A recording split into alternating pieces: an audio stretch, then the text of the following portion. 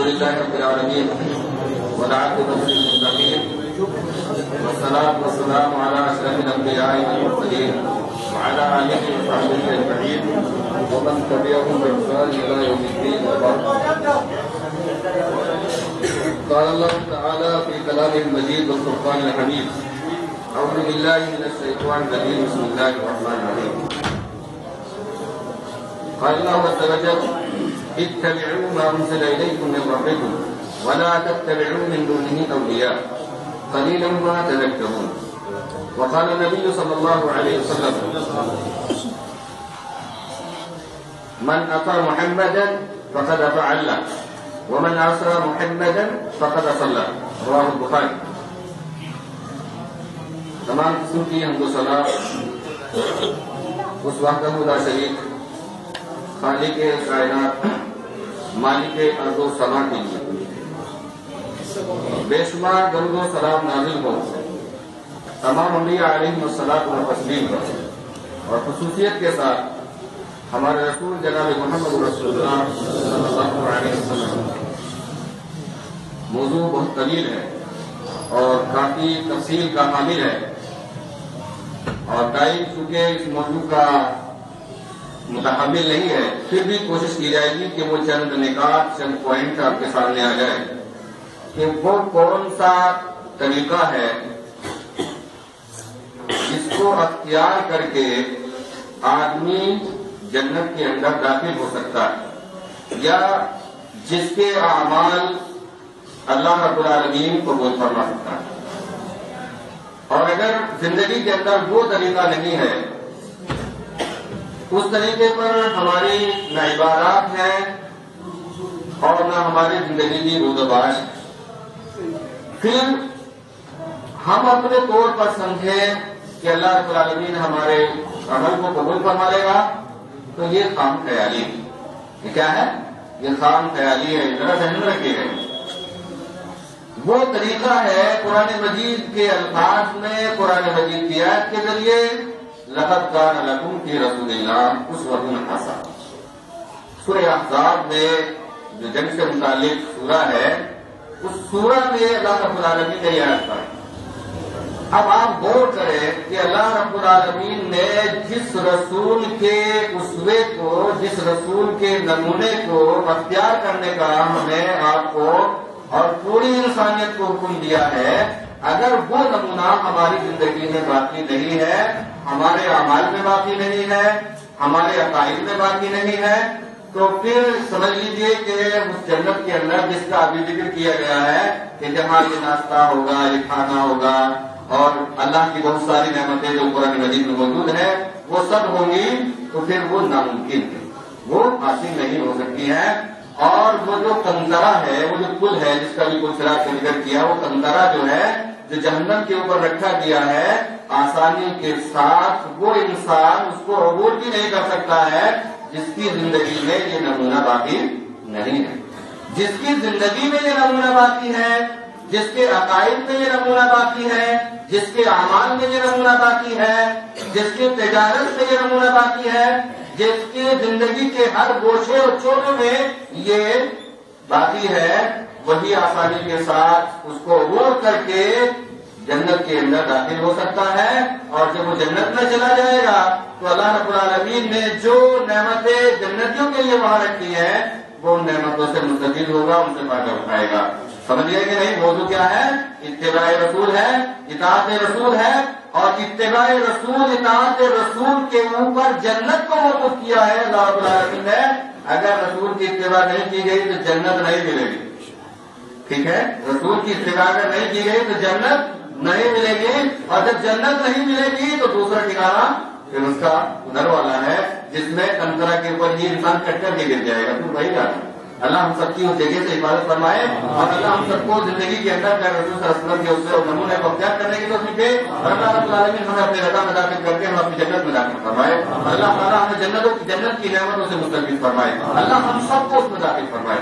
لیکن بھائیوں خوشی کے ساتھ یہ بات تو آپ کے لیے ضروری ہوئی، لیکن آپ اپنی زندگی میں کیا رسول صلی اللہ علیہ وسلم کے نمونے کو اختیار کریں، اپنے چہرے پر بھی رسول کے نمونے کو سجائیں، اپنے لباس میں بھی رسول کے نمونے کو سجائیں، اپنے اعمال میں رسول کے نمونے کو سجائیں، اپنے گھر کو نمونے رسول سے منور کریں، اور زندگی کے ہر گوشے میں کیا رسول صلی اللہ علیہ وسلم کے نمونے کو اختیار کریں، تب جا کر کے ہمیں چیز ملے گی۔ تھوڑا زندگی میں کٹنائی ضرور آئے گی، جیسا کہ آپ سوچتے ہیں کہ اگر ہم داڑھی رکھتے ہیں تو بہت سارے لوگوں کے سوال آتے ہیں، تو تجارت میں دقت آتی ہے، باہر جانے میں دقت آتی ہے، پریشانی آتی ہے، اگر یہ اتنی بری چیز ہے تو اللہ رب العالمین نے ایک مرد کے چہرے کے لیے کیوں نہیں؟ آپ غور کریں، اگر اس کو اتنی بری چیز، خراب چیز دنیا کی نگاہوں میں ہے، تو آپ یہاں ہندوستان کے اندر ایک باقاعدہ دھرم، ایک مذہب کے ماننے والوں کے قریب اکثر 70% سے زیادہ 90% کے ان کے چہروں کے اوپر یہ داڑھی موجود ہے،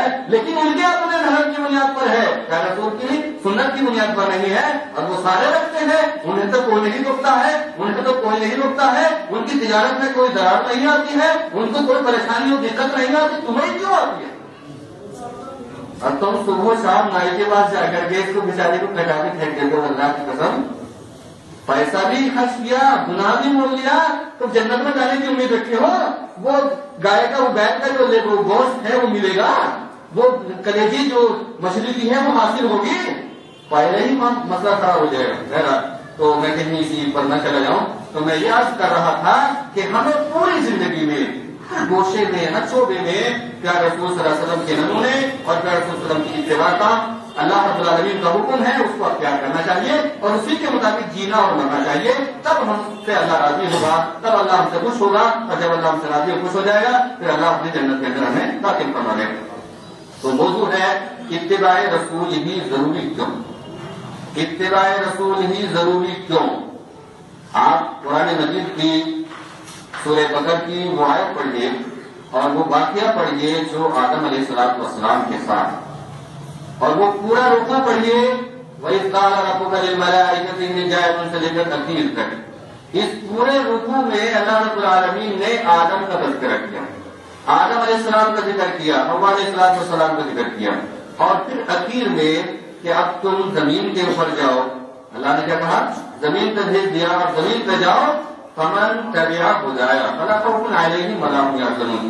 زمین پہ بھیجتے وقت اللہ رب العالمین نے آدم کو حکم دیا، اے آدم میری جانب سے، میرے پاس سے ہدایت آئے گی، ہدایت میرے پاس سے آئے گی، جو بھی تیری نسل کا، جو بھی تیرا ماننے والا میری اس ہدایت کی پیروی اور اتباع کرے گا، جو بھی کرے گا، خاص نہیں کیا ہے، عام رکھا ہے، جو بھی پیروی کرے گا، اور جس جگہ کا رہنے والا پیروی کرے گا، کالا ہو کہ گورا، کسی بھی ملت اور دھرم کا ماننے والا ہو پہلے سے، لیکن میری شریعت جب اسے معلوم ہو جائے گی، میری ہدایت جب اسے پتہ چل جائے گی، اور وہ اس ہدایت کو سیدھے اور گلے سے لگا دے گا اور اس پر عمل کرے گا، تو اللہ نے اس کے بارے میں فرمایا فلا خوف علیہم ولا هم يحزنون، نہ اسے خوف ہوگا کسی بھی طرح کا، اور نہ ہی اس کو غم لاحق ہوگا کسی بھی طرح کا۔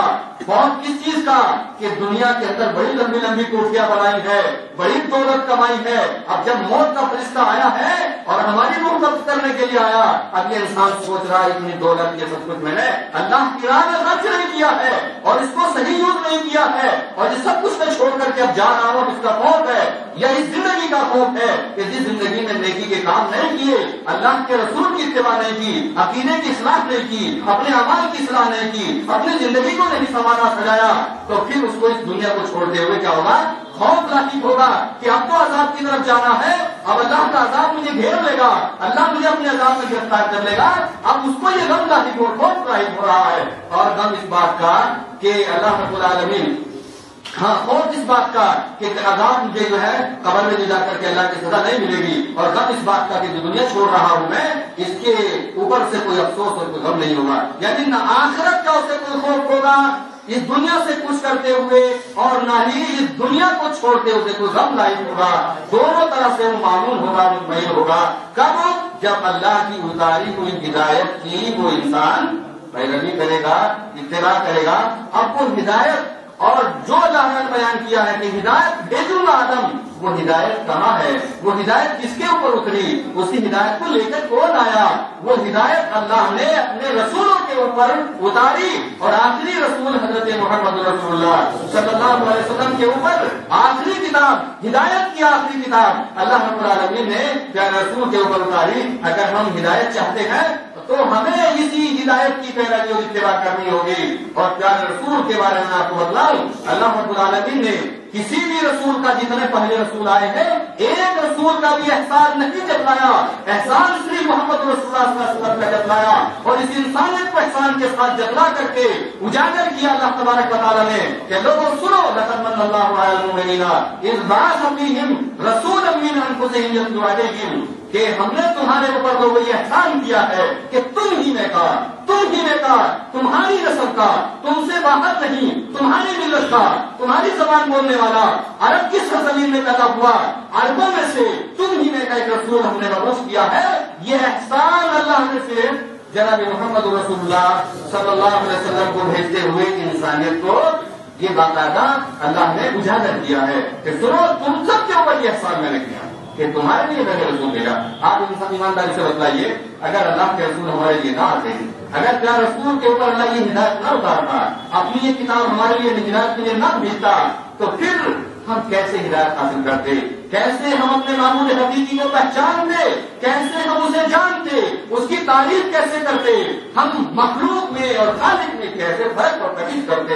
اگر یہ ہدایت نہ آتی تو اللہ نے ہمارے لیے ہدایت بھیجی، اور اس نے خالق اور مخلوق، صحیح اور غیر صحیح کی تمیز ہمیں اپنی اس ہدایت کے ذریعے سے واضح ترین شکل میں بیان فرمائی ہے۔ اب اگر ہم رسول کی اتباع نہیں کرتے، اللہ کی اتاری ہوئی ہدایت کی اتباع نہیں کرتے، تو پھر ایسی صورت میں ہمارے لیے جنت میں جانا ممکن ہی نہیں ہے، محال ہے، اور ہر انسان کے لیے محال ہے، چاہے وہ کوئی بھی ہو، کہیں کا رہنے والا ہو، خاص نہیں ہے۔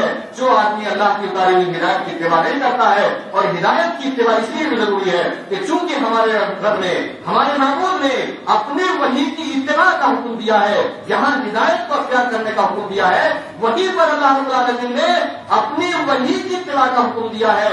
وحی کے علاوہ دوسری چیز کی اتباع کا اللہ نے ہمیں حکم نہیں دیا ہے۔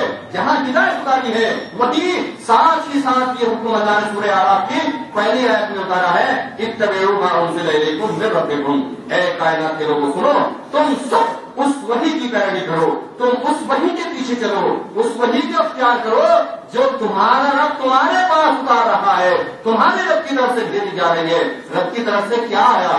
رب کی طرف سے قرآن آیا، رب کی طرف سے رسول آیا، محمد رسول اللہ صلی اللہ علیہ وسلم نے ہمیں اللہ کی تعلیمات سے روشناس کیا، اللہ سے واقف کرایا، اللہ کی شناخت بتلائی، اللہ کی پہچان بتلائی، اللہ کی عبادت کے طور طریقے ہمیں سکھلائے۔ اور اگر ہم یہی نہ اختیار کریں تو پھر یاد رکھیے اللہ کی ہمیں جنت حاصل ہونے والی نہیں ہے۔ اس کے بعد آگے بڑھیے تو پہلا پوائنٹ یہ ہے کہ اللہ رب العالمین نے ہمیں اپنی وحی کی اتباع کا حکم دیا ہے، اور اللہ نے دوسری چیز کی اتباع کا حکم نہیں دیا۔ اسی آیت میں وہ نقطہ موجود ہے، فرمایا اتبعوا ما انزل الیکم من ربکم ولا تتبعوا من دونه اولیاء۔ اولیاء ولی کی جمع ہے، اولیاء ولی کا پلورل ہے، ولی کا سنگولر کا پلورل ہے، ولا تتبعوا من دونه اولیاء، اور تم اولیاء کی پیروی مت کرو، اللہ کی وحی کو چھوڑ کر کے اولیاء کی پیروی مت کرو۔ یہ اللہ کا حکم ہے۔ اللہ کا حکم کس چیز کا ہے؟ وحی کو اختیار کرنے کا، اور جو دوسرے ادھر ادھر کی بات کرتے ہیں ان کی پیروی کا حکم اللہ کا نہیں ہے۔ اور اگر ایسا کوئی کرتا ہے تو وہ جانے، اس کا کام جانے، اس کا عمل جانے، لیکن اللہ کا حکم کیا ہے کہ ایک جو وحی میں تمہارے پاس بھیج رہا ہوں تم اس وحی کی پیروی کرو، اس کی اتباع کرو۔ ولا تتبعوا من دونه اولیاء قلیلا ما تذکرون۔ آگے اس پر ذرا سوچ کر کے رک کر کے غور کیجیے گا، میں ٹائم بھی کرتے ہیں۔ کم لوگ ہیں دنیا کے اندر، بہت تھوڑے سے لوگ ہیں، معمولی سے لوگ ہیں جو یہ رب کی نصیحت حاصل کرتے، جو یہ اتاری ہوئی رب کی وہی اس کی نصیحت حاصل کرتے ہیں، بہت قلیل ہیں، بڑے معمولی سے لوگ۔ اب اس سے اقلیت اور اکثریت کا جو ڈھول رکھا جاتا ہے دنیا میں کہ تم اقلیت میں ہو اور ہم اکثریت میں ہے، واللہ آپ غور کیجیے قرآن کی آیت پر، قلیلا ما تذکرون۔ اللہ فرما رہا ہے کہ کم لوگ نصیحت حاصل کرتے ہیں، تو اس کا اپوزٹ یہ نکلا کہ اکثریت نصیحت حاصل نہیں کرتی ہے، اپوزٹ یہ نہیں کرتا، اکثریت نہیں حاصل کرتی ہے. آپ جائیے انبیاء کی تاریخ کریے، پہلے نوح کو پڑھیے. نوح پر ایمان لانے والے کتنے لوگ تھے؟ کتنے لوگوں نے نوح کو مانا؟ چند لوگ ایمان لائے نوح کے اوپر. نوح علیہ السلام کتنے؟ چند لوگ. اور ساتھ ہی ساتھ یہ کہا کہ کیا ہم ایسے گھٹیا لوگوں کی پیروی کریں جن کو نوح نے تیرے اوپر ایمان لیا ہے؟ ایسے گھٹیا قسم کے لوگ، اور ہم اعلیٰ قسم کے لوگ ہیں، اعلیٰ درجے کے لوگ ہیں، ہم پیروی نہیں کریں گے اس لیے کہ تمہاری اتباع اذل نے کی ہے، اسفل نے کی ہے، گھٹیا قسم کے لوگوں نے کی ہے. یہ جواب دیا نوح علیہ السلام کو. اور تھوڑے سے لوگ ایمان لائے، اکثریت تو گھر چلی گئی. اقلیت مومن رہے اور وہی اقلیت نجات پائی. یاد رکھیے گا، وہی اقلیت نجات پائی، اکثریت کو اللہ نے ترک کر دیا. اغرقوا فیہا، سب کو ڈبو دیا اللہ تبارک و تعالیٰ نے سونامی لہر کے اندر. اور اس سے بڑی سونامی آج تک کی تاریخ میں ابھی تک نہیں آیا. جتنی بڑی سونامی اس وقت بھیجی تھی اللہ تبارک و تعالیٰ نے اس قوم کے اوپر، آج تک نہیں آئی. کیوں آئی تھی؟ وہ اب نبی کی تکذیب کی تھی، نبی کی پیروی اور اتباع نہیں کی تھی. اس وجہ سے اس قوم کے اوپر کیا آیا تھا؟ وبال آیا تھا، عذاب آیا تھا. یہ تو دنیا کا ہے، آخرت کا بھی یہی ہے. وہ یہی کہیں گے قیامت کے دن کاش کہ ہم رسول کی، ہے نا قرآن میں سورہ فرقان کے اندر آیا ہے یہ، کاش کہ ہم رسول کی پیروی کیے ہوتے. مع رسول سبیلا، اتخذت مع رسول سبیلا. کاش کہ ہم لوگ افسوس کریں گے، تمنا اور آرزو کریں گے کاش کہ ہم لوگ رسول کی اتباع کیے ہوتے. اس کا مطلب یہ ہے کہ جنہوں نے نہیں کیا ہے وہ یہ آرزو کریں گے، اور جنہوں نے کیا ہے وہ تو خوش و خرم ہوں گے، کیونکہ انہوں نے اپنی زندگی کو اللہ کے رسول کے نسخے اور نمونے کے اوپر ڈال دیا ہے. وہ تو خوش ہوں گے، یہ بات نہیں کہیں گے. وہ تو کہیں گے ہاؤ مترہو کتابیاں، لو یہ ہمارا عمل نامہ پڑھو، اللہ نے آگے کامیاب کر دیا. دائیں ہاتھ میں ملے گا نا ان کے، بائیں ہاتھ میں نہیں ملے گا ان کے. تو میں عرض یہ کر رہا تھا کہ اللہ نے اتباع اسی لیے ضروری ہے کہ اللہ نے اپنی وحی کا ہمیں حکم دیا ہے، تو وحی کی اتباع ضروری اور لازمی ہے. اس کے بعد دوسری بات یہ ہے کہ اللہ رب العالمین نے اپنی کتاب کے ذریعے سے ہمیں بتایا کہ اللہ اور اس کا رسول معصوم. کتاب و سنت، قرآن اور سنت کے دونوں معصوم ہیں، یہاں غلطی کا امکان نہیں ہے. اور جہاں غلطی کا امکان نہ ہو اتباع اسی کی ہوتی ہے، اور جہاں غلطی کا امکان ہو اس کی اتباع پیروی نہیں ہوتی ہے. تو آپ بتلائیے دنیا کے اندر کتنی بڑی شخصیات ہو، چاہے امام احمد بن حنبل رحمۃ اللہ علیہ ہو، چاہے امام شافعی رحمۃ اللہ علیہ ہو، چاہے امام مالک رحمۃ اللہ علیہ ہو، چاہے امام ابو حنیفہ رحمۃ اللہ علیہ ہو، چاہے امام ابو حنیفہ کے استاد موطا ابن ابی رباح، یا اس کے علاوہ ابن مدینی ہو، یا اس کے علاوہ دیگر محدثین اور محققین ہو، کیا ان سے غلطی کا امکان ہے کہ نہیں ہے؟ ہر ایک سے غلطی کا امکان موجود ہے. نہیں ہے تو صرف ایک ذات شخصیت ہے جس سے غلطی کا امکان نہیں ہے، اور وہ ذات، وہ شخصیت حضرت محمد رسول اللہ صلی اللہ علیہ وسلم. آپ سے غلطی کا امکان نہیں ہے، آپ معصوم ہیں، آپ سے غلطی کا امکان نہیں ہے. تو پھر اتباع کس کی ہوگی؟ آپ کی بات کی ہوگی، اللہ کی بات کی ہوگی. اور یہ بات اللہ کے رسول کی نوٹ کر لیجئے. حضرت عبداللہ ابن عمر رضی اللہ تعالیٰ اللہ کے رسول کی باتیں لکھتے تھے، نوٹ کرتے تھے، حدیث نوٹ کرتے تھے. عبداللہ ابن عمر لکھتے تھے. بعض صحابہ نے کہا کہ اللہ کے رسول کی ساری باتیں نہ لکھا کرو، یاد رکھیے گا، یہ ذہن میں رکھیے گا. لکھا کرتے تھے رسول اللہ کی بات کو نبی کے زمانے میں. بعض صحابہ نے کہا کہ اللہ کے رسول کی تمام باتیں نہ لکھا کرو. کیوں؟ اس لیے کہ آپ کبھی غصے میں بھی ہوتے، ہاں کبھی غصے میں بھی ہوتے ہیں. تو غصے کی حالت کی بات، اس کا مطلب یہ ہے صحابہ کہہ نہ لکھا کرو، اور جب آپ غصے میں نہ ہو تب لکھ لیا کرو. عبداللہ ابن عمر نے صحابہ کی یہ بات سن کر کے لکھنا ترک کر دیا، چھوڑ دیا. ٹھیک ہے، لکھنا چھوڑ دیا. ایک روز اللہ کے رسول صلی اللہ علیہ وسلم سے یہ بات بتلا دی. کیا رسول صلی اللہ علیہ وسلم کو بتلایا کہ اللہ کے رسول میں آپ کی ہر بات لکھ لیتا تھا، میں نے صحابہ سے ذکر کیا، صحابہ نے مجھ سے کہا کہ نہ لکھا کرو. تو اب آپ کے سامنے یہ بات بتا رہا ہوں، کیا کروں میں کہ لکھوں یا نہ لکھوں؟ اللہ کے رسول صلی اللہ علیہ وسلم نے فرمایا کہ میری یہ باتیں لکھو، لکھا کرو. میں غصے کی حالت میں بھی اور بغیر غصے کی حالت میں بھی جو میری زبان سے نکلے گا وہ صحیح ہوگا، وہ غلط نہیں ہوگا. لہذا اللہ کے رسول اگر غصے کی حالت میں بھی ہے اور آپ غیر غصے کی حالت نہیں ہے، دونوں حالتوں میں اللہ کا ہی پیغام بتلائیں گے، اللہ کے پیغام کے علاوہ اللہ کے رسول نہیں بتلائیں گے، کیونکہ یہ شہادت قرآن مجید نے دی ہے، ما ينطق عن الهوى ان هو الا وحی یوحی، رسول اپنی زبان سے کچھ نہیں بولتے ہیں، وہی بولتے ہیں جو پروردگار عالم آپ کے اوپر وہی کرنے کے بھیج رہا ہے، وہی لوگوں کو بتلاتے ہیں، اس کے علاوہ آپ کچھ نہیں بتلاتے ہیں۔ پتا کیا چلا؟ اسی لیے اتباع ضروری ہے کہ یہ معصوم ہے، اور قرآن مجید کے بارے میں اللہ نے فرمایا لا یأتیہ الباطل من بین یدیہ ولا من خلفہ تنزیل من حکیم حمید، کہ باطل غلط بات، غلط چیز نہ اس کے آگے سے آ سکتی ہے، نہ اس کے پیچھے سے آ سکتی ہے، نہ اس کے دائیں سے آ سکتی ہے، نہ اس کے بائیں سے آ سکتی ہے، کسی سائڈ سے بھی باطل اس کے آگے پیچھے نہیں آئے گا۔ تو معصوم ہوا کہ نہیں؟ لیکن آپ بتائیے ایمانداری سے، دنیا میں کوئی بھی انسان کتاب لکھے، کوئی بھی اپنی رائے قائم کرے، میں یا آپ یا دنیا کے کوئی بھی بڑے سے بڑا لیکچرر یا کوئی بھی بڑے سے بڑا عالم جب وہ رائے قائم کرتا ہے تو اس کی رائے میں دونوں باتیں ہوتی ہیں، غلطی کا امکان بھی ہوتا ہے اور صحیح بات بھی ہوتی ہے۔ تو ایسی صورت میں وہ معصوم نہیں ہوا، کیونکہ شریعت کتاب و سنت قرآن سے یا حدیث یہ غلطی سے پاک ہے، غلطی سے معصوم ہے، اسی لیے اتباع ضروری ہے، اور اس کے علاوہ کوئی معصوم نہیں ہے۔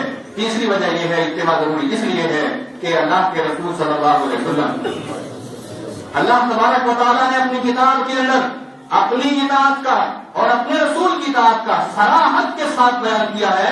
دلیل قرآن مجید میں اللہ نے کئی آیات میں بیان فرمایا، ایک آیت پیش کر رہا ہوں، یا ایھا الذین آمنوا اطیعوا اللہ واطیعوا الرسول ولا تبطلوا اعمالکم، سورہ محمد نازل کو پڑھیں، غور سے پڑھیں۔ اے ایمان والو، اے ایمان والو، اے مسلمانوں، اب یہاں سے وہ تمام لوگ چھٹ کیے ہیں جو ایمان کا دعویٰ نہیں کرتے ہیں۔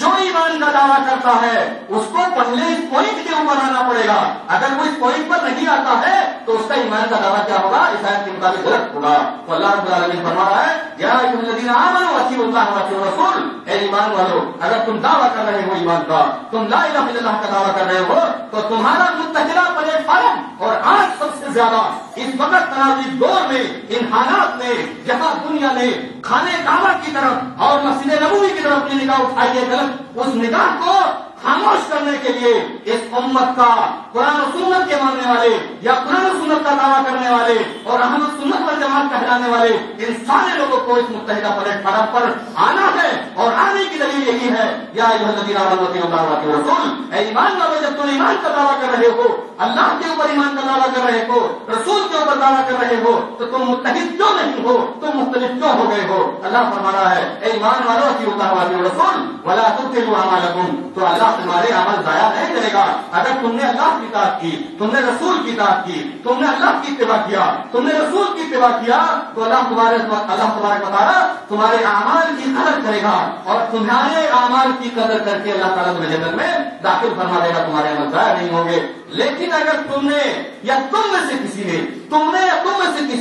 اللہ کی اطاعت چھوڑ دی، رسول کی اطاعت چھوڑ دی، اب آپ سوال پیدا ہوتا ہے کہ رسول کی اتباع، اللہ کی اتباع کیسے ہوگی؟ اس کا کیا ذریعہ ہے، کیا طریقہ ہے کہ ہم اللہ کی اتباع کریں گے، رسول کی اتباع کریں گے؟ کیسے حاصل ہوگی؟ ظاہر سی بات ہے آپ جواب نہیں دیں گے کہ قرآن مجید پڑھ کر کے اللہ کی اتباع ہوگی، اور رسول اللہ صلی اللہ علیہ وسلم کی احادیث پڑھ کے اللہ کے رسول کی اتباع ہوگی، قرآن پڑھ کے اللہ کی اتباع حاصل ہوگی، اور احادیث پڑھ کے، سنت پڑھ کے، اس کو سمجھ کے اس پر عمل کر کے رسول کی اتباع ہوگی۔ اور کوئی راستہ کسی کے پاس نہیں ہے کہ رسول کی اتباع کرے یا اللہ کی اتباع کرے، تیسرا کوئی راستہ نہیں ہے۔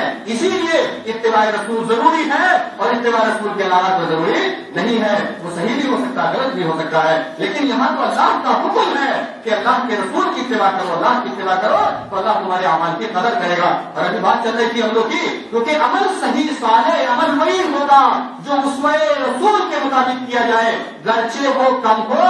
اگر عمل ڈھیر سارا ہو اور اسوہ رسول اس میں موجود نہیں ہے، وہ عمل تو ہوگا لیکن صالح نہیں ہوگا، اور جنت میں جانے کے لیے صالح عمل کی ضرورت ہے، کثرت عمل کی ضرورت نہیں ہے، یاد رکھیے گا میرے بھائیوں۔ تیسرا پوائنٹ یہ تھا، اور چوتھا پوائنٹ یہ ہے کہ اللہ کے رسول صلی اللہ علیہ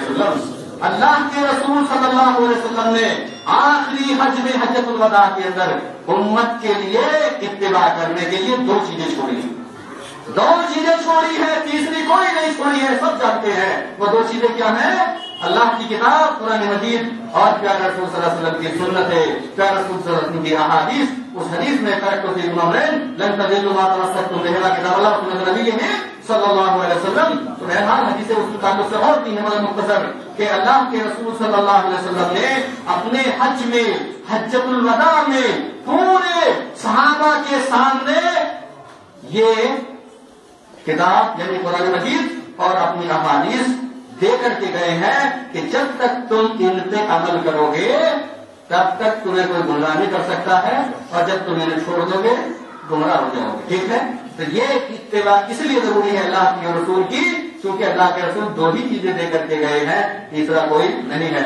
اور پانچویں بات یہ ہے کہ اللہ کے رسول صلی اللہ علیہ وسلم اپنے خطبے میں دو ہی چیزوں سے نصیحت کر دیتے, تیسری کوئی چیز نہیں تھی. دو چیزوں کا ذکر کرتے تھے. فإن خير الحديث كتاب الله فإن خير الحديث كتاب الله وخير الهدي هدي محمد صلی اللہ علیہ وسلم. ہے کہ نہیں؟ سب جانتے ہیں ترجمہ کرنا کیونکہ ضروری نہیں ہے, آپ سب اس سے واقف ہیں. سب سے بہتر بات اللہ کی کتاب کی بات ہے اور سب سے صحیح طریقے دنیا میں کسی کے بھی ہو سکتے ہیں. ایک طریقہ میرا, ایک طریقہ آپ کا, ایک طریقہ فلاں بزرگ کا, ایک طریقہ فلاں صاحب کا. طریقے دنیا میں بہت سارے ہو سکتے ہیں لیکن ان سارے طریقوں میں سب سے صحیح طریقہ رسول صلی اللہ علیہ وسلم کا ہے. اسی لیے اتباع ضروری ہے. اتباع کے بغیر آپ جنت میں داخل نہیں ہو سکتے ہیں. اور چھٹی بات یہ ہے کہ اتباع اس لیے بھی ضروری ہے کہ اللہ تبارک و تعالیٰ نے قرآن و سنت ہی کو معیار بنایا ہے کس چیز کا؟ سزا اور جزا. سزا اور جزا کا معیار کیا ہے؟ کیا کسوٹی ہے؟ کس کسوٹی کے اوپر سزا اور جزا ملے گی؟ قرآن و سنت پر عمل کرنے والوں کو بدلہ اچھا دیا جائے گا اور اس کو ترک کرنے والے اور چھوڑنے والوں کو سزا ملے گی. دلیل کیا ہے؟ قرآن مجید میں اللہ نے فرمایا من یطع الرسول فقد اطاع من یطع اللہ ورسولہ یدخلہ جنات تجری من تحتها الانہار. کہ جس آدمی نے اللہ کی اطاعت کی اور جس آدمی نے رسول اللہ صلی اللہ علیہ وسلم کی اطاعت کی, اختیار کی, اللہ کی اطاعت اختیار کی, رسول کی اطاعت اختیار کی, تو اللہ تعالیٰ ایسے لوگوں کو اپنی جنت کے اندر داخل کرے گا جس کے نیچے نہریں جاری ہیں اور وہ ہمیشہ اس جنت میں رہے. وہ کبھی وہاں سے نکالا نہیں جائے گا. وہ آج بھی گھر نہیں ہے کہ نکالا جائے گا چلو جی آپ پیمنٹ کرو پھر اس کے بعد بھاگ جاؤ. نہیں, وہ ہمیشہ رہے گا اس میں. اور اس کے بعد فرمایا ومن یعص اللہ ورسولہ یدخلہ نارا خالدا فیہا. معیار اور کسوٹی کیا ہے؟ اللہ اور اس کا رسول, قرآن صحیح حدیث ہے اور اسی کی بنیاد پر سزا اور جزا ملے گی آدمی کو. تو اللہ نے معیار اور کسوٹی کس کو بنایا ہے؟ اپنی اطاعت کو, اپنے رسول کی اطاعت کو. اور جو اللہ اس کے رسول کی اطاعت نہ کرے اور دنیا میں کسی کی اطاعت کرے, اللہ نے فرمایا ومن یعص اللہ ورسولہ یدخلہ نارا خالدا فیہا. کہ جو آدمی اللہ کی نافرمانی کرے, اس کے رسول کی نافرمانی کرے, اللہ کی نافرمانی کرے اور رسول کی نافرمانی کرے, تو پھر اللہ تعالیٰ اس کو ایسی آگ کے اندر داخل کرے گا جس میں وہ ہمیشہ بیچ رہے گا. وَلَهُ عَذَابٌ مُهِينٌ. اور اس کے لیے رسوا کن دلیل کرنے والا عذاب تو جہنم کے اندر ہوگا. اگر سزا سے بچنا ہے اور جنت میں جانا ہے تو اتباع رسول اختیار کرنا ہوگی لازمن ہر عمل میں. چند میں نہیں, ایک دو میں نہیں, پھر خود دیر تو کر لیا لیکن اخلاق و کردار جیرو بتا دیا. اخلاق کردار جیرو بتاتے ہو, کہے بھائی اہل حدیث کا دعویٰ کر رہے ہو. اہل حدیث کا مطلب کیا ہوتا ہے؟ مکمل قرآن و سنت کے سانچے میں ڈھک جانا اور اپنے آپ کی اپنی تصویر کو جو قرآن و سنت کی تصویر کے ساتھ پیش کرنا ہے. یہ ہے اصل اہل الحدیث. وہ کہیں بھی ہو سکتا ہے, کوئی بھی ہو سکتا ہے. آپ صرف دعویٰ نہ کریں میرے بھائیوں چند مسائل کو لے کر کے. اس کے بعد کیا ہے؟ اور ساتویں آخری بات یہ ہے کہ اتباع اس لیے بھی ضروری ہے کہ اللہ تبارک و تعالیٰ نے مختلف فی مسائل میں, ٹھیک ہے, اختلاف ہو جائے کسی بھی مسئلے میں, نزاع ہو جائے آپس میں کسی بھی معاملے میں, اللہ تبارک و تعالیٰ نے حکم دیا ہے قرآن صحیح حدیث کی طرف روکنے. دلیل کیا ہے؟ وَمَا اخْتَلَفْتُمْ فِيهِ مِنْ شَيْءٍ فَحُكْمُهُ إِلَى اللَّهِ. کہ جب تمہیں آپس میں کسی معاملے میں اختلاف برپا ہو جائے, اختلاف واقع ہو جائے, اختلاف رتبہ ہو جائے, ہو سکتا ہے گھر میں بھی ہو جائے گا باہر بھی ہو جائے, اختلاف جب واقع ہو جائے تو اللہ کے حکم کی طرف لوٹو, اللہ کے حکم کی طرف لوٹو. اور یہ بات کیا رسول کے تعلق سے اللہ نے فرمائی کیا؟ فَإِن تَنَازَعْتُمْ فِي شَيْءٍ فَرُدُّوهُ إِلَى اللَّهِ والرسول کہ اگر تم میں آپس میں اختلاف رونما ہو جائے، اختلاف برپا ہو جائے تو پھر تمہیں کرنا کیا ہے؟ کہاں جاؤ گے؟ مکہ جاؤ گے، مدینہ جاؤ گے، مسجد جاؤ گے، مدرسہ جاؤ گے، کالج جاؤ گے، کہاں جاؤ گے؟ بریلی جاؤ گے، دیوبند جاؤ گے، کہاں جاؤ گے؟ اللہ کا حکم یہ ہے کہ اللہ کے حکم کی طرف لوٹو اور رسول اکرم صلی اللہ علیہ وسلم کی طرف لوٹو، اللہ اور اس کے رسول کی طرف لوٹو گے، اور جو یہاں سے فیصلہ جس کے حق میں مل جائے اس کو بسرت قبول کر لے، اس کو تسلیم کر لے، اس کو مان لے۔ یہ ایک مومن کی پہچان بیان کی قرآن وحی پر کہ یہ مومن ہے اور اس کا آخرت پر ایمان ہے، اور جو اللہ اور اس کے رسول کی طرف اختلافی بات میں نہ لوٹے اور وہ اخلاق کھڑا کرتا رہے تو اس کے اندر اللہ نے فرمایا کہ ایمان باقی نہیں ہے۔